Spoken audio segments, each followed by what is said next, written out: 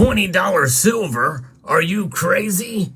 But believe it or not, there is a slight possibility that we could see $20 and even below that silver again.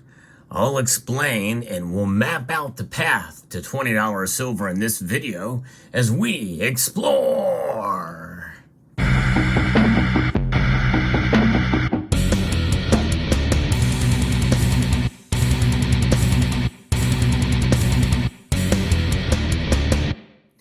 Silver has been doing quite well lately, as we know, but really it's only $3 and some change away from $20 again.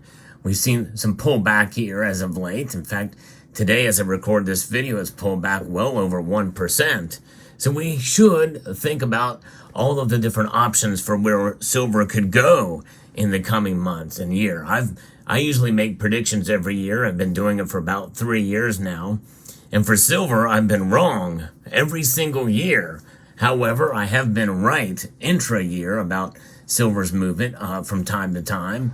And I think that this is a scenario in a case where we should be prepared for silver to pull back fairly dramatically.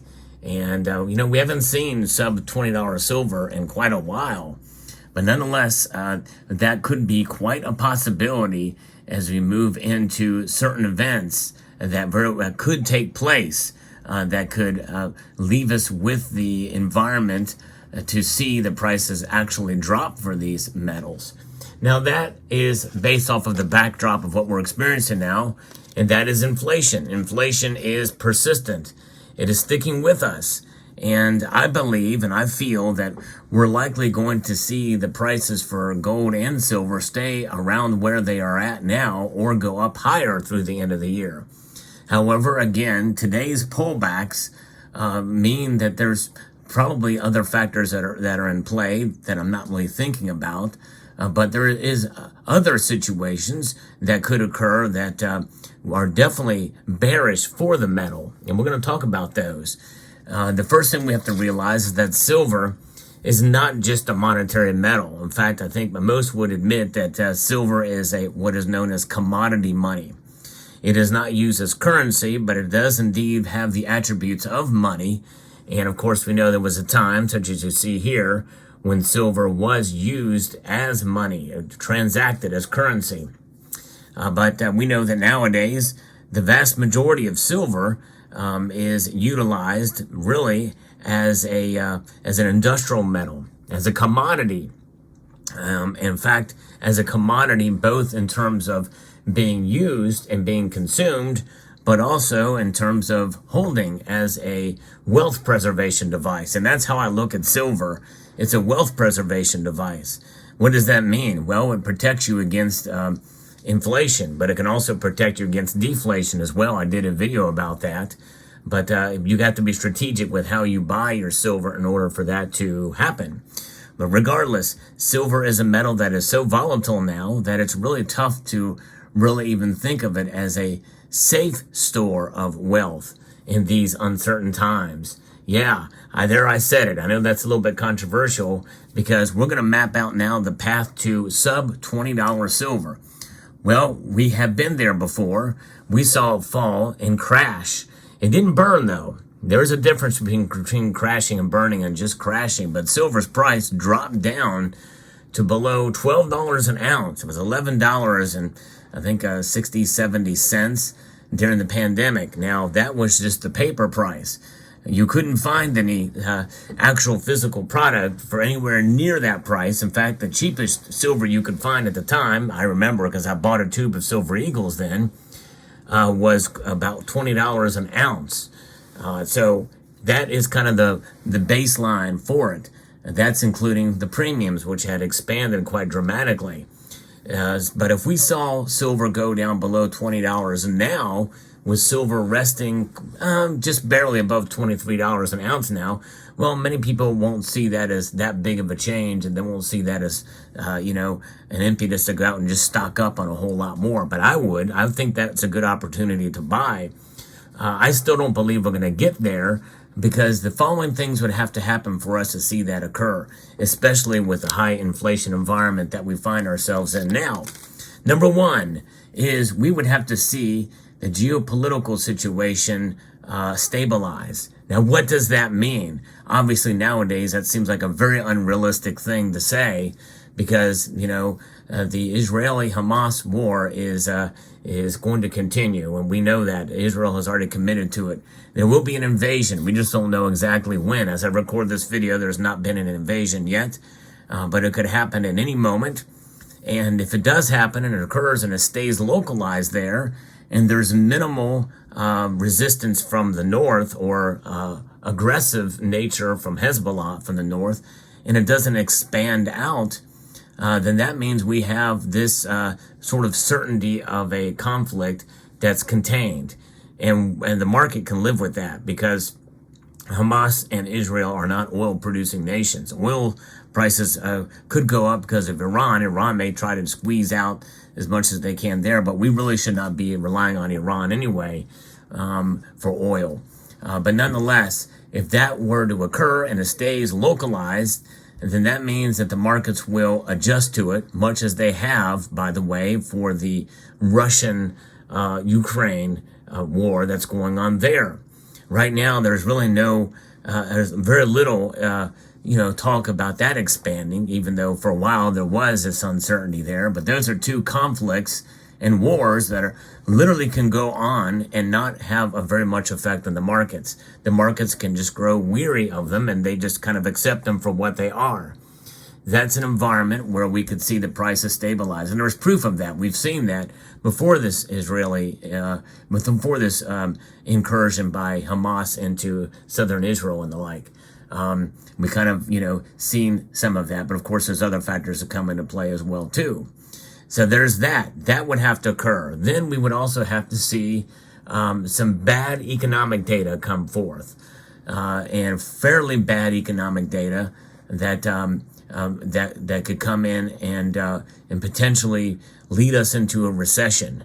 A recession, by the way, that could essentially mean that even if the Federal Reserve were to cut rates in a reactionary environment, between that time and before they do that and the talk of it occurring, we very well could see silver fall back below $20 an ounce because of the lack of demand for silver. And by the way, even if they were to cut rates and we head into a deep recession where the lack of demand for silver as an industrial metal starts to weigh in, that could have a direct impact on the price because people are going to probably run to the safety of cash in a time of panic.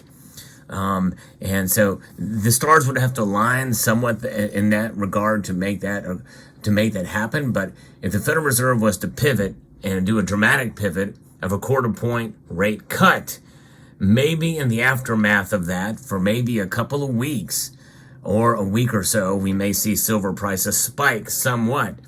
But then the realities of the recession kick in and we see less manufacturing all across the board, and especially with electronic devices and vehicles, and even with green energy projects that are already kind of baked in, I think, right now to silver demand to some extent.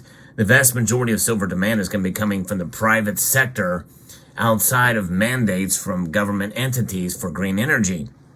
I think that we would see probably silver retouch sub $20 silver. And it may just be for a time, but it may be enough time that it could discourage stackers. And that's where I want to shift the focus and encourage you, because it's a possibility. It's a slight possibility, but I think it would be short-lived. I really do think it would be short-lived because something is going to have to give and take there. And people realize that as a recession hits and we start to see what is known as stagflation occur, and that's where people, low unemployment, high inflation, and negative GDP is a recipe for stagflation. And in that stagflationary environment, I think that it's only a matter of time before silver comes back and regains those losses that I just talked about. And in that kind of environment, then we're going to probably see sustained higher silver prices.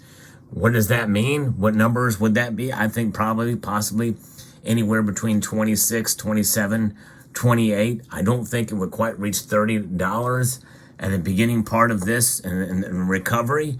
but it's quite possible that into the next year or into the months following this, as it becomes more entrenched, they realize, there is not much safety in this. The Fed has done everything they can do. All they can do is continue to cut rates and try to inject liquidity in that way with lower interest rates, which makes money cheaper to borrow.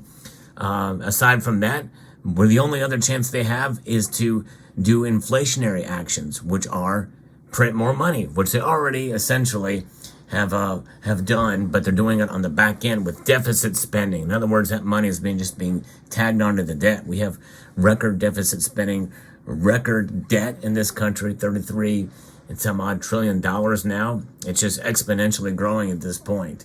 But so far, the economy doesn't really seem that concerned about it.